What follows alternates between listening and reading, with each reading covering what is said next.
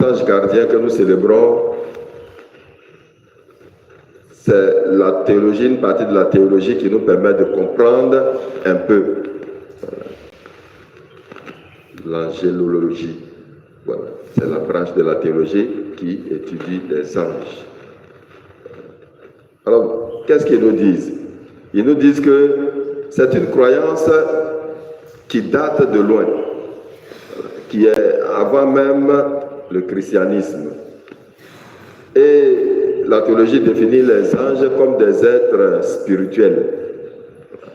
On ne peut pas les voir, les toucher, à moins d'une expérience extraordinaire, comme ceux qui ont eu la chance de façon extraordinaire de voir le Christ, par exemple, de voir la Vierge.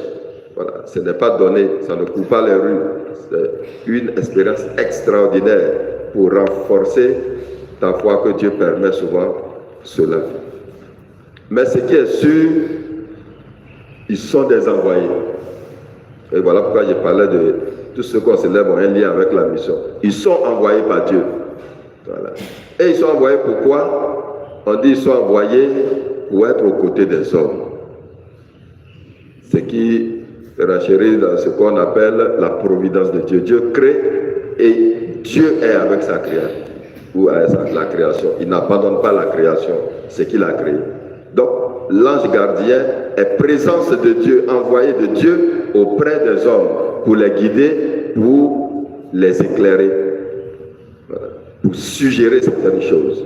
Et dans cet ensemble-là, quand il y a de très grandes missions qui vont bouleverser, on va dire en quelque sorte, l'humanité, Dieu envoie ce qu'on appelle les archanges, que nous avons célébré le mois dernier. Voilà, bon, comme c'était dimanche, on n'a pas senti. Voilà. Et vous les connaissez bien, Raphaël, Gabriel, voilà.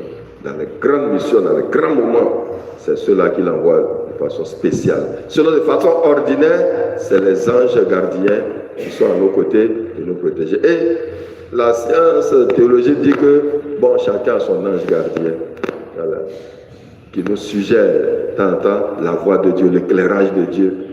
Bon, souvent, quand le péché a trop pris notre cœur, notre corps, on ne les écoute pas. Voilà.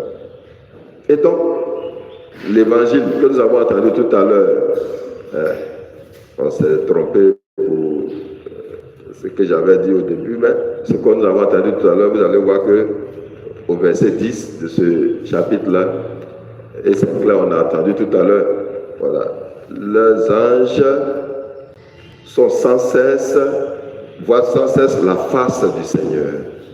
Donc, chacun de nous a son ange dans le but de nous protéger, dans le but de nous accompagner, dans le but de nous permettre de prendre toujours le chemin qui conduit vers Dieu.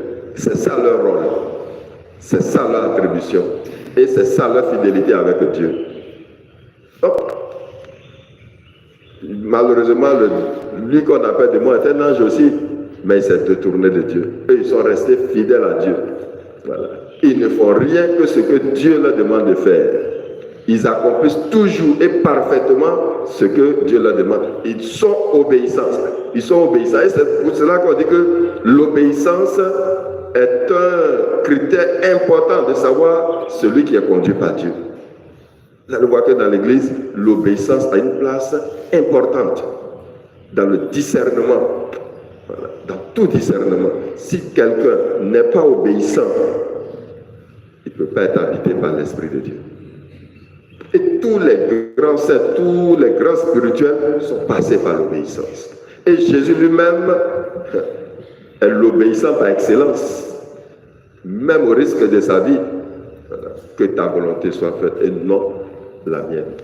Et donc les anges obéissant à Dieu, c'est ceux-là que nous on appelle les bons anges qui veillent sur nous, qui nous gardent et qui nous accompagnent. Alors donc, il est conseillé dans nos prières personnelles de demander leur protection assidue à nos côtés pour que nous puissions être en leur compagnie tous les jours pour aller dans le sens du bien et dans le sens de notre marche pour notre salut.